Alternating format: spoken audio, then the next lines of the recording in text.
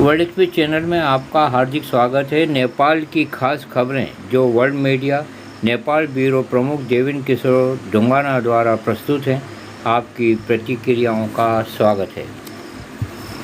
बिहार के मुख्यमंत्री नीतीश कुमार सड़क मार्ग से नेपाल भारत सीमा क्षेत्र मधुबनी जिला के जयनगर पहुंचे और आपने कमला नदी पर बाढ़ क्षतिग्रस्त तटबंधों के निर्माण कार्य का जायजा लिया। यह उल्लेखनीय रहे, कमला नदी के तटबंध का कुछ हिस्सा नो मैच लैंड पर होने के कारण नेपाल द्वारा तटबंध निर्माण में बाधा आने के कारण आई रुकावट स्थल पर पहुंचकर निरीक्षण किया गया था।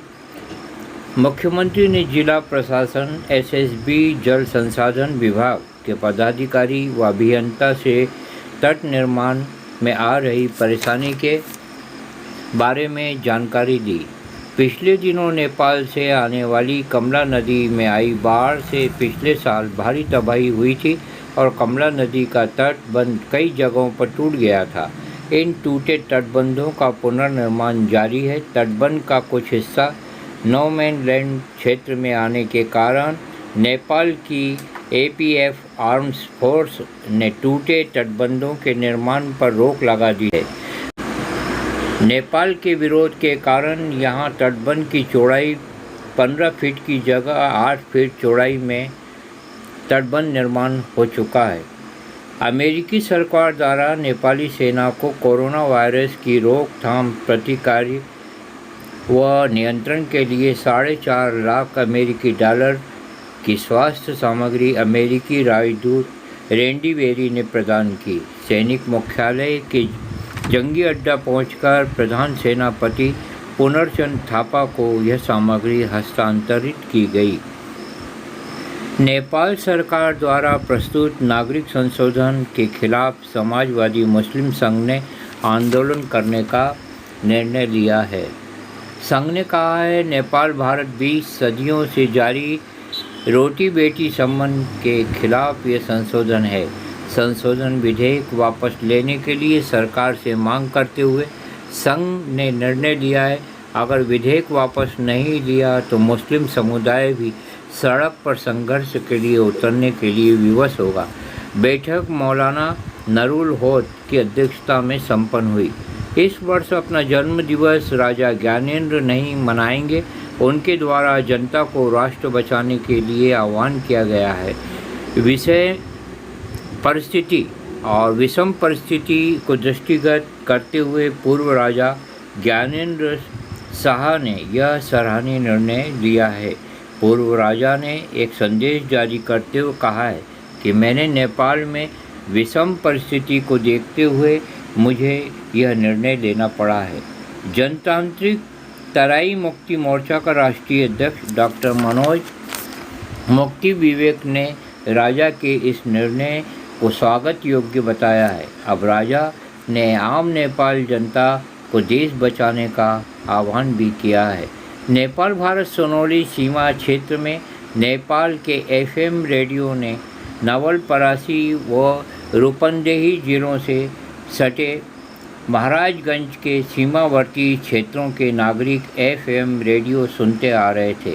अब सीमावर्ती भारतीय नागरिकों का कहना है, भावनाओं को उकसाने वाले भारत विरोधी गीतों से नागरिकों में तीव्र गुस्से की लहर है और कई भारत भक्तों ने एफएम रेडियो सुनना बंद कर दिया है। महेंद्र यादव, गुलजारी यादव, कृष्ण कुमार, मनोज त्रिपाठी, तारानाथ, संतोष कुमार ने कहा है, नेपाल सरकार को फौरन एफएम रेडियो पर प्रसारित होने वाले भारत विरोधी गीतों को प्रतिबंधित कर देना चाहिए, जिससे भारत नेपाल की दोस्ती को मजबूत बनाया जा सके।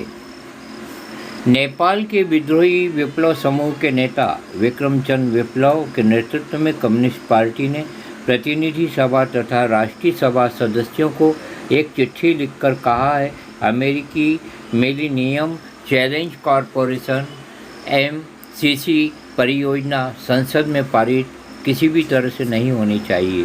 सभी सांसदों से इस मुद्दे पर मतदान करने का अनुरोध किया गया।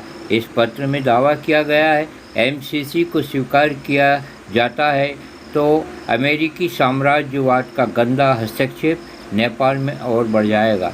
जनता से एमसीसी की खिलाफत करने का भी आह्वान किया गया है।